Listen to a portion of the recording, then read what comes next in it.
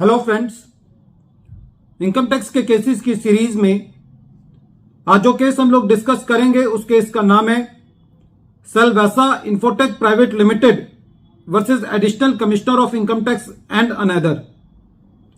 ये case 457 ITR page number 433 पर report हुआ। मैटर उड़ीसा हाई कोर्ट ने डिसाइड किया और इस केस का जजमेंट 1 नवंबर 2022 को आया। केस के फैक्ट्स बिल्कुल यूनिक हैं। केस फिर दोबारा सेक्शन 148 के नोटिस को लेकर के है। जितनी लिटिगेशन, जितनी रिट पिटीशंस, जितना डिस्प्यूट सेक्शन 148 के नोटिस को लेकर के है और किसी सेक्शन को लेकर के नहीं है। इतना कॉम्प्लेक्स प्रोसीजर है कि ना तो ये डिपार्टमेंट के समझ में आ रहा और ना ही ये प्रोफेशनल्स या असेसीज के लिए आसान है इसको डाइजेस्ट कर पाना।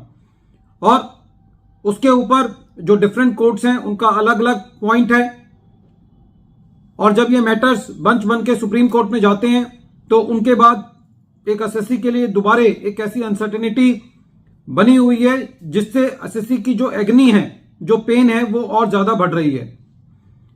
इस केस के अंदर असेसी को 2 सेट्स ऑफ नोटिस भेजे गए।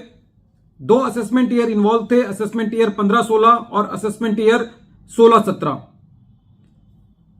दोनों सालों के नोटिसेस पुरानी रिजीम के अंदर 31 मार्च 2021 की डेट के एसएससी को नोटिस रिसीव हुए और फिर दोबारा एसएससी को 8 अप्रैल 2021 को 2 नोटिसेस और असेसमेंट ईयर 15, 16 और 16, 17 के रिसीव हुए। जो पुराने नोटिस थे वो पुरानी रिजीम में थे, जो नए नोटिस थे वो नई रिजीम में थे। तो सबसे पहला प्रश्न ये उठता है कि क्या पुराने नोटिस को कैंसिल किए बिना डिपार्टमेंट नए नोटिस को भेज सकता है? एसएससी के लिए एक असमंजस्य की परिस्थिति थी कि किन नोटिस को फॉलो करे, किन नोटिस को परस्यू करे। एसएससी ने इन दोनों सेट ऑफ नोटिस जो कि एसएससी को ओल्ड रिजीम और नए रिजीम में भेजे गए थे उनके अगेंस्ट रिट पिटीशन दायर करी। जब ये मैटर कोर्ट में था तो डिपार्टमेंट ने जो पुराने नोटिस थे, जो 31 मार्च 2021 के नोटिस थे, उनको प्रेस किया। सबसे पहले हम उनकी बात करते हैं। जो पुरानी रिजीम के अंदर एसएससी को 31 मार्च 2021 की डेट के नोटिस भेजे गए, वो दोनों साल के नोटिस असेसमेंट ईयर 15-16 और असेसमेंट ईयर 16-17 दोनों नोटिस को इशू करने के लिए एडिशनल कमिश्नर की परमिशन लेकर के उनको इशू किया गया। एसएससी का यह कहना था कि सेक्शन 151 के मुताबिक जो असेसमेंट ईयर 15-16 का नोटिस है वो principal chief commissioner of income tax की अप्रूवल से इशू किया जाना चाहिए था और असेसमेंट ईयर 16-17 का जो नोटिस है वो principal commissioner of income tax की अप्रूवल से इशू किया जाना चाहिए था। लेकिन दोनों नोटिस एडिशनल कमिश्नर ने इशू किए हैं तो इस बिहाफ पर एसएससी ने इनको चैलेंज किया।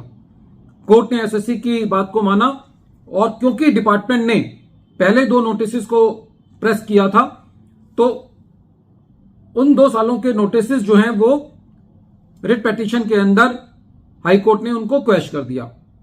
अब बात आती है जो दूसरे सेट ऑफ नोटिस हैं तो उसके अंदर एसएससी का यह कहना था कि जो मैंडेटरी प्रोसीजर है प्रायर इंक्वायरी का सेक्शन 148A के अंदर उसको फॉलो नहीं किया गया, इसलिए वो नोटिस भी स्टैंड नहीं करते और इस केस में वैसे भी डिपार्टमेंट जो है वो फर्स्ट सेट ऑफ नोटिस को फॉलो कर रहा था।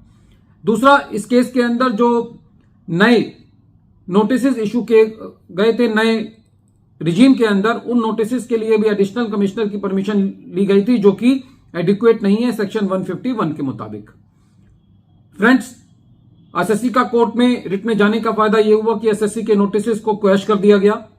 लेकिन एज यूजुअल जैसा कि हम देखते हैं कि जब भी एसएससी सेक्शन 148 के नोटिस को लेकर के रिट कोर्ट में जाता है तो कोर्ट जो है वो बाद में ये राइडर जरूर लगाती है कि यदि डिपार्टमेंट के पास टाइम अवधि अवेलेबल है नोटिस को इशू करने के लिए तो डिपार्टमेंट जो है वो फ्रेश नोटिस जो है वो इशू कर सकता है। तो इस केस के अंदर कोर्ट ने डिपार्टमेंट को ये लिबर्टी दी कि आप फ्रेश नोटिस जो है वो इशू कर सकते हैं।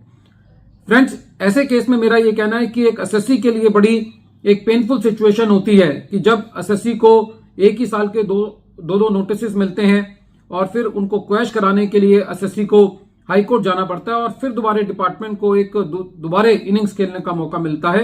ये एक एसएससी के लिए बहुत ही पेनफुल और एक ऐसी परिस्थिति है जहां पर एसएससी के पास खाली लिटिगेशन में जाने के अलावा या अपनी जो असेसमेंट प्रोसीडिंग्स हैं उनको प्रोलॉन्ग करने के अलावा उसके पास कोई रास्ता नहीं रह जाता। वीडियो के अंत में एक बार फिर मैं केस का नाम रिपीट कर रहा हूं। केस का नाम है Selvesa Infotech private limited versus additional commissioner of income tax और ये केस 457 आईटीआर पेज नंबर 433 पर रिपोर्ट हुआ मैटर उड़ीसा हाई कोर्ट ने डिसाइड किया और इस केस का जजमेंट 1 नवंबर 2022 को आया। Thank you friends.